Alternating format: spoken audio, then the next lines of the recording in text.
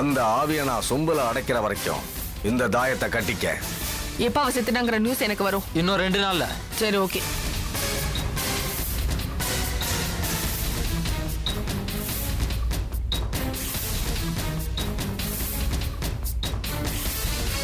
இவளையும் கொலை பண்ணிட்டு நாளைக்கு யாழினியோட ஆவியும் நம்மளை டார்ச்சர் பண்ணா என்ன பண்றது? ஆவியை கூட சாமியார் கிட்ட சொல்லி அடக்கிடலாம். எனக்கு இருக்கிற கெட்ட நேரத்துக்கு என்ன வேணாலும் நடக்கலாம். என்னோட குறிக்கோள் கொலை பண்றது இல்ல, லக்ஷ்மியோட வாழ்றது. வேண்டாம், கொலை செய்ய வேண்டாம். ஏய், அழாத. சீ, அழறது நிப்பாட்டு. இது பார், உன்னை சாவடிக்க மாட்டேன். உன்னை இங்கேயே உயிரோட விட்டு போயிடுறேன். ஆனா எந்த காரணத்தை கொண்டும் அந்த வீட்டு பக்கம் வந்துடாத. இன்கேஸ் யாராவது உன்னை பார்த்து விசாரிச்சாங்கன்னா சைகையிலேயே நீ அனாதைங்கிறத புரியவை. ஏதாவது ஆசிரமத்துல போய் சேர்ந்துரு. இது பாரு, எந்த காரணத்தை கொண்டும் வீட்டு பக்கம் வரணும்னு நினைச்ச, இது பாரு, பொண்டாட்டிய கொன்ன எனக்கு உன்னை கொல்றது பெரிய விஷயமே கிடையாது. ஈஸி. மறுபடியும் சொல்றேன், வீட்டு பக்கம் வந்துடாத, கொன்னுடுவேன்.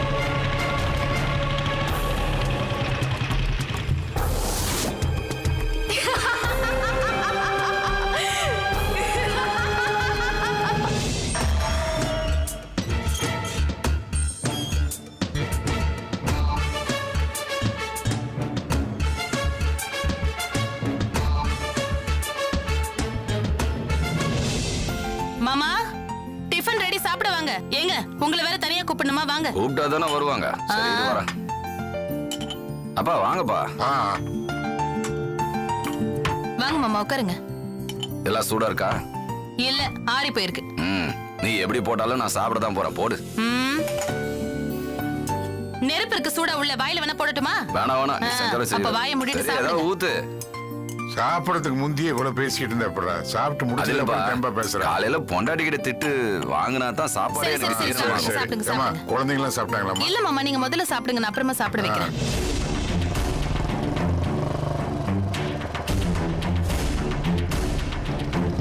எல்லாரும் வந்துட்டாங்க. என்ன தம்பி, யாருக்கும் தெரியாம காரியத்தை கச்சிதமா முடிச்சிட்டீங்களா? இல்ல, இனிமே அந்த யாழ்னியால நமக்கு எந்தவித பிரச்சனையும் வராது.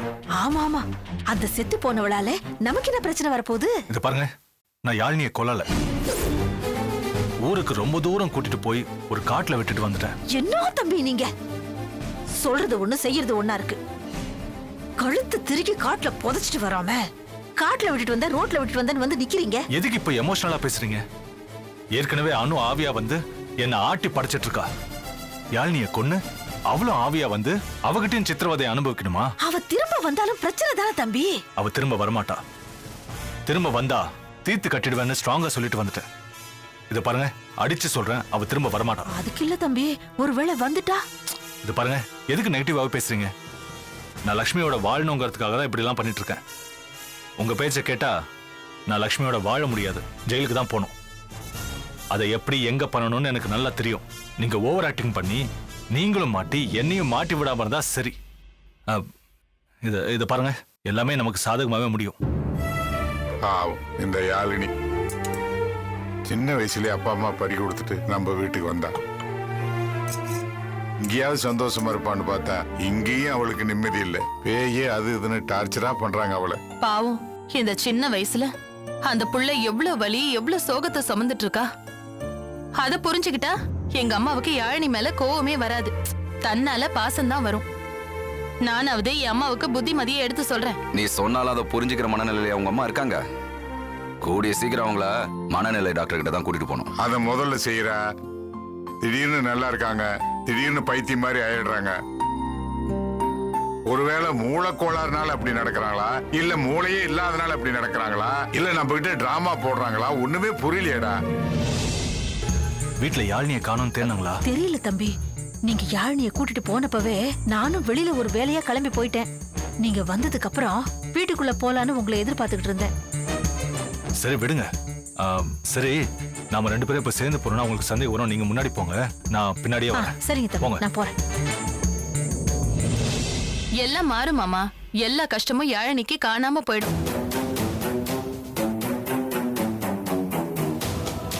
தம்பி தம்பி தம்பி தம்பி, என்னாச்சு? யாழினி காணாம போன விஷயத்தை பத்தி தான் பேசிட்டு இருக்காங்க. உங்க மேல சந்தேகம் வராம இருக்கணும்னா இந்த நேரத்துல நீங்க யாழினி மேல பாசம் இருக்கிற மாதிரி நடிக்கணும். இத பாருங்க, இந்த மாதிரி நேரத்துல எப்படி நடிக்கணும்னு எனக்கு தெரியும், நான் பாத்துக்கிறேன். யாழினியை காணோம்னு வீட்டுக்குள்ளேயே பேசிட்டு இருந்தா அவ கிடைச்சிருவாளா? அனுவோட நினைப்பா, அனுவோட ஆத்மாவா எனக்குள்ள வாழ்ந்துட்டு இருக்கிறது யாழினி மட்டும்தான். அவளும் என்னை விட்டு போயிட்டா நான் வாழ்றதுக்கு அர்த்தமே இல்லாம போயிடும். யாழினிய காணோம் நானும் கேள்விப்பட்டேன். பாவம், வாயில்லாத புள்ள. அவ இந்த வீட்டுல இருக்கிற நேரத்துல அவளோட அருமை எனக்கு தெரியல. அவ பேய் பிசாசுன்னு பொய் சொல்லிட்டேன். இப்ப நீங்க 2 பேரும் என்ன சொல்றீங்களே எனக்கு ஒண்ணும் புரியல. ஏண்டா தங்கவேலு, உனக்காவது ஏதாவது புரியுதாடா? எனக்கும் ஒன்றும் புரியலப்பா. இப்போ உங்க 2 பேரோட பிரச்சனை தான் என்ன? யாழினி காணோம் தெரிஞ்சு ஏன் இவ்வளவு கேர்லெஸ்ஸா இருக்கீங்க? வாங்க போலீஸ்ல கம்ப்ளைண்ட் கொடுக்கலாம். என்னடா சொல்ற? யாழினியை காணமா? நீங்க எல்லாரும் தானே சொல்லிட்டு இருக்கீங்க யாழினியை காணோம்னு. டேய், திரும்பி பாரு, அவ வர்றா.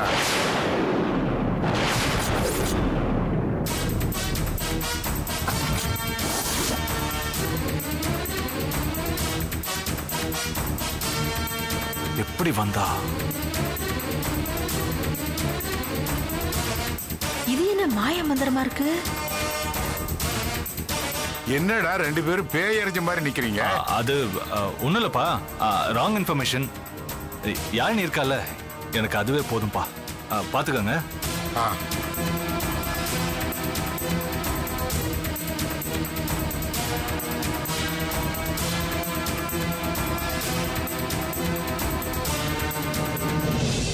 என்னாச்சு இவனுக்கு? யாழினியை காணா அப்படி இப்படின்னு என்னென்னமோ பேசிட்டு இருக்கான். விட்டா வீட்டுல இருக்கிற எல்லாருமே மென்டல் ஆக்கிடுவான் போல் இருக்க. என்ன சம்பந்தி, கரெக்டா? கரெக்ட் தான் சம்பந்தி, கரெக்ட் கரெக்ட். யாழினி, சக்தி உன் மேல எவ்வளவு பாசமா இருக்கான்னு பாத்தியா? எப்படி ஒரு நிமிஷம் நீ இல்லன்னு எப்படி துடிச்சு போயிட்டான் பாத்தியா? யாழினிக்கு டிஃபன் கொடுமா. சரி வா, டிஃபன் சாப்பிடு. செல்ல குட்டி. இது பாசம் இல்ல, திரும்பி வந்துட்டேங்கிற பயம்.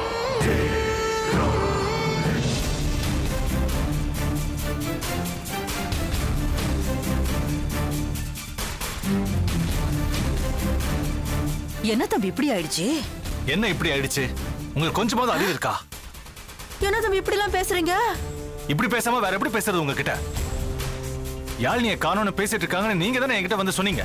அதனாலதான் நான் ஓவர் ஆக்டிங் பண்ணேன். நானும் தான் ஓவர் ஆக்டிங் பண்ணிட்டேன். அதுவா இப்ப முக்கியம்? உங்களை அந்த யாழினிய கழுத்து நெரிச்சு கொன்னு புதைச்சிட்டு வாங்கன்னு சொன்னா நீங்க காட்டுல விட்டுட்டு வந்துட்டீங்க. அவ எப்படி இங்க வந்தா? அதுதான் எனக்கும் புரியல.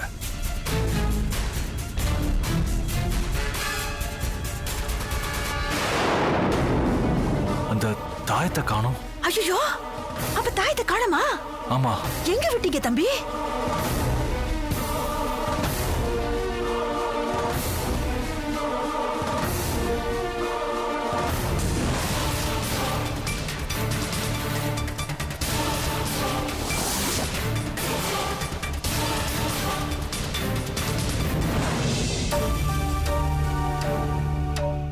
வரும்போது பைக் ஒரு இடத்துல ரிப்பேர் ஆச்சு. அந்த இடத்துல தான் தாயத்து மிஸ் ஆயிருக்கணும். அதனாலதான் யாழினி இங்க வந்துட்டா. இப்படி எல்லாத்துலயும் சொதப்பனா எப்படி தம்பி? நான் பாட்டுக்கு என் வேலை உண்டு நான் உண்டுன்னு இருந்தேன். உங்களுக்கு சப்போர்ட் பண்ண போய் அந்த பேய் என்னையும் டார்ச்சர் பண்ணுது. ஐயோ, உங்க பேச்சு நிறுத்துறீங்களா? அந்த பேய் டார்ச்சரை விட உங்க டார்ச்சர் தான் அதிகமா இருக்கு. அப்ப அந்த பேயை விட நான் கொடூரமானவனா? ஐயோ, எதுக்கு எடுத்தாலும் கொண்டக மண்டக பேசாதீங்க. போங்க, என்ன கொஞ்சம் ஃப்ரீயா விடுங்க. தம்பி அதான் போங்கன்னு சொல்றேன்ல, போங்க.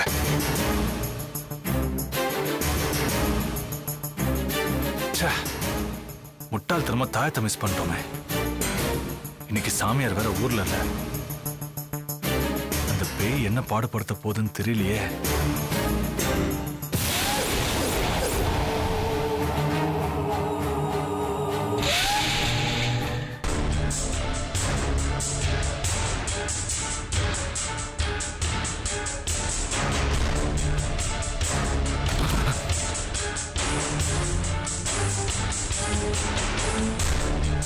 எங்க இருக்கான்னு தெரியல. கதவு வேற தானா மூடிக்குது.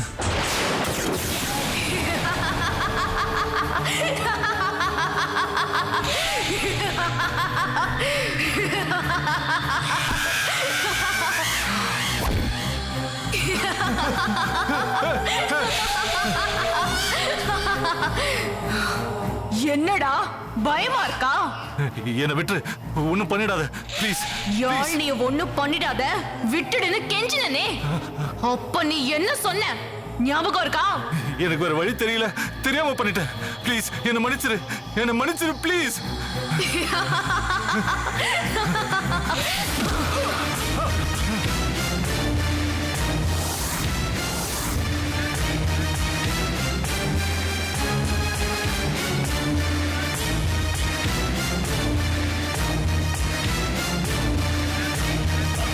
மன்னிச்சு விடுற பாவமாடா நீ பண்ண.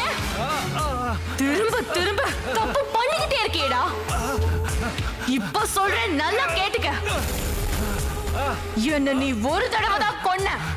நான் ஒண்ணு நீ வாழ்ற ஒவ்வொரு நிமிஷமும் சாகாமலேயே சாவோட வலிய இன்னும் நீ அனுபவிக்க போற.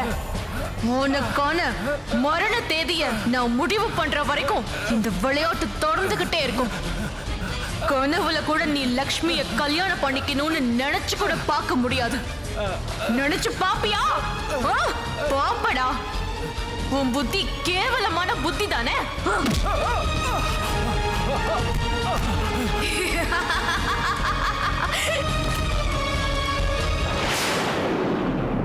என்னப்பா ஏன் விழுந்து கிடக்குறீங்க? ஐயோ, பேய் பேய் பேய்! ஐயோ, பேய்! பேய் பேய்!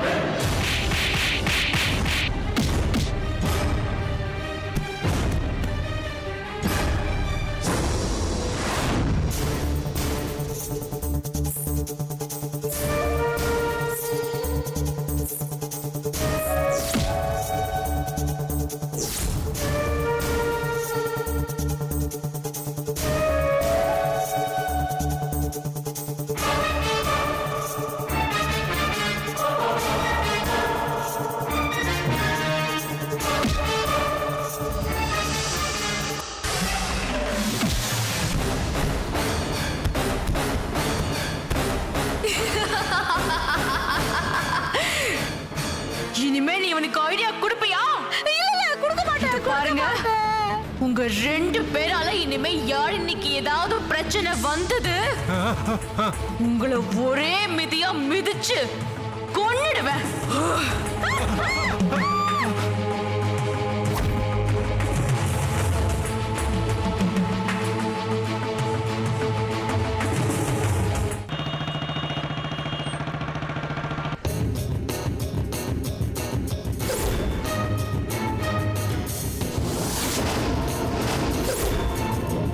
சாமி, அந்த தாயத்து மட்டும் எப்படி என் கையில இருந்து போச்சுன்னு எனக்கு தெரியல. என் கையில தாயத்து இருக்கிற வரைக்கும் யாழினி நான் சொன்னதுக்கெல்லாம் கட்டுப்பட்டா. உன் கையில தாயத்து இருந்ததால அவளை நீ தொட்டதும் அவ உடம்புல இருந்த ஆவி வெளியில போயிருக்கும். அதனாலதான் அவ நீ சொன்ன பேச்ச கேட்டிருப்பா. அது எப்படி அறுந்து விழுந்ததுன்னே தெரியல சாமி. நான் தான் சொன்னேனே, அந்த ஆவி கொஞ்சம் ஆக்ரோஷமானது. அதான் அந்த குழந்தையோட உடம்புல மறுபடியும் வந்து உட்கார்ந்துருக்கு. அந்த தாயத்தையும் அறுத்து விட்டுருக்கு. அந்த குழந்தை வீட்டுல இருந்தாதான் கஷ்டம்னு அவளை கூட்டிட்டு போய் காட்டுல விட்டுட்டு வந்தேன். அவ என்னடானா நான் திரும்ப வந்து பார்த்தா வீட்டுக்குள்ள உலாத்திட்டு இருக்கா. நீ கொஞ்சம் அமைதியா இருந்திருந்தா அந்த தாயத்தை உங்ககிட்டே இருந்திருக்கும்.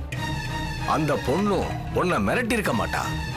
நான் உனக்கு தாயத்து கொடுத்தது உன் பாதுகாப்புக்கு மட்டும்தான். நீ எல்லை மீறின, அதுவும் எல்லைய மீறிடுச்சு. சாமி, அவளை ஒரேடியா விரட்டி விடலான்னு பார்த்தேன். அது மனுஷன் இல்ல, மனுஷன் உடம்புல வந்து தங்கி இருக்கிற ஆவி. அது எந்த நாட்டுல எந்த காட்டுல கொண்டு போய் விட்டாலும் அது திரும்பி வந்துடும். அதோட குறி நீயா இருக்கிறப்போ அது எப்படி வெளியில போகும்? அத வெளியில அனுப்பத்தான் நான் இருக்கேன்ல.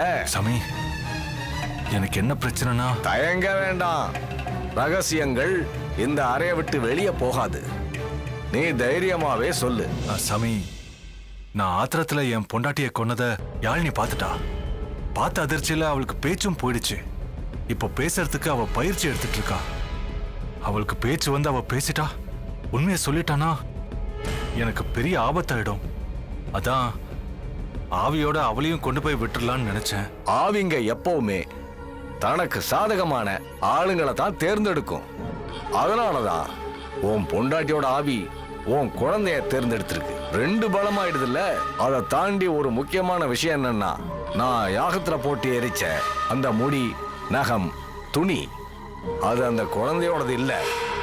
நீ கூட்டிகிட்டு வந்திய ஒரு அம்மா, அவங்களோடது. அதனாலதான் என்னோட பூஜைக்கு அந்த ஆவி கட்டுப்படல. அதுக்கு பதிலா அந்த அம்மா கஷ்டப்பட்டிருக்கு. அது எப்படி சாமி? அவங்க தானே யாழினியோட எல்லா பொருளையும் எடுத்து கொடுத்தாங்க. அது அவங்க எதுக்கு மாத்தி கொடுக்க போறாங்க? சொந்த காசுல யாராவது சூனியம் வச்சுப்பாங்களா? இது அவங்க வேலை இல்ல, அந்த சின்ன பொண்ணோட வேலை. உன் பொண்ணு உடம்புல இருந்த உன் பொண்டாட்டியோட வேலை. என்ன சாமி சொல்றீங்க? ஆமா, எனக்கு நடந்ததுல சந்தேகம் வந்து மை போட்டு பார்த்ததுல இந்த உண்மை தெரிஞ்சுது. சாமி, அப்படி மாத்தினதுனாலதான் அந்த ஆவி உங்க பூஜைக்கு கட்டுப்படலையோ?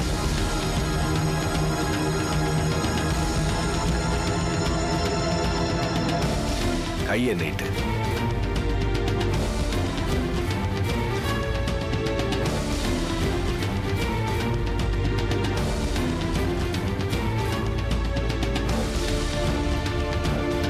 இதையாவது பத்திரமா வச்சுக்க. அம்மாவாசை நெருங்கிக்கிட்டு இருக்கு. ஆவி கொஞ்சம் அதிகமா அட்டகாசம் பண்ணும். தாயத்து இருந்தா நீ தப்பிச்ச, இல்லைன்னா கஷ்டம் உனக்குத்தான். தாயத்தை கட்டிக்கிட்டு நீ தைரியமா போ. எல்லாத்தையும் நான் பாத்துக்கிறேன். உங்களை நம்பி போலாம்ல? தைரியமா போலாம், எதுவும் ஆகாது. சரி, வரேன் சாமி.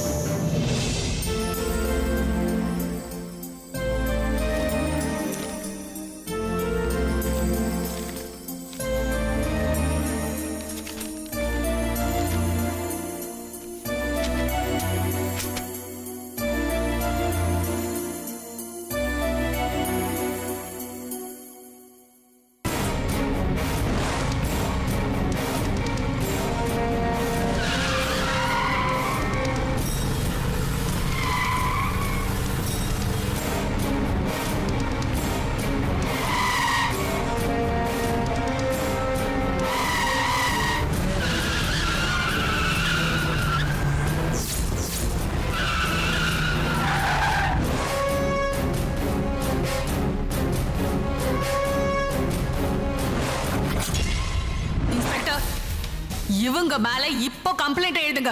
ஏன் குழந்தை கடத்திட்டாங்கன்னு கம்ப்ளைண்ட் எழுதுங்க. ஆல்ரெடி கோர்ட்ல கேஸ் போயிட்டு இருக்கு. 2 பேரும் புடிச்சு உள்ள வைங்க இன்ஸ்பெக்டர். நான் கம்ப்ளைண்ட்டை வித்ட்ரா பண்ண வந்திருக்கேன் சார். இவங்களை ரிலீஸ் பண்ணிடுங்க. ஏய், நீ யாருடி என்ன ரிலீஸ் பண்ண சொல்றதுக்கு?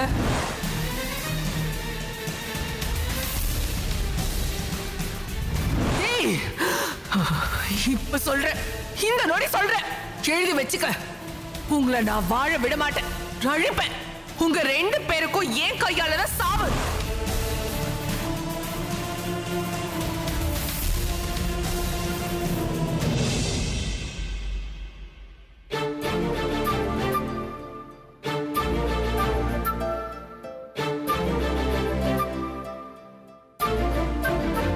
Sir good morning. சார் வாங்க லட்சுமி. Good morning. சார் இந்த பிளான் படி பில்டிங் கட்டுறதுக்கு கவர்மெண்ட்ல இருந்து அப்ரூவல் கிடைச்சிருச்சு சார். நீங்க ஓகே சொல்லிட்டா இன்னும் 2 or 3 டேஸ்ல ஒர்க் ஸ்டார்ட் பண்ணிடலாம். ஸ்டார்ட் பண்ணிடலாம்.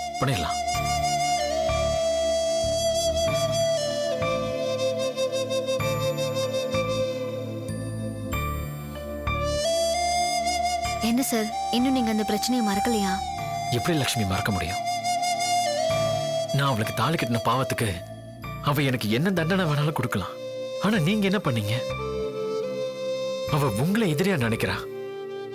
கொஞ்ச நாளைக்கு முன்னாடி உங்க மேல ஆசிட் அடிக்க முயற்சி பண்ணா. இப்போ கொலை செஞ்சிருவன் மிரட்டிட்டு போறா. மகதியால உங்களுக்கு ஏதாவது ஆபத்து வந்துடுமோன்னு எனக்கு பயமா இருக்கு. பயம் இருந்தா வாழ முடியாது சார்.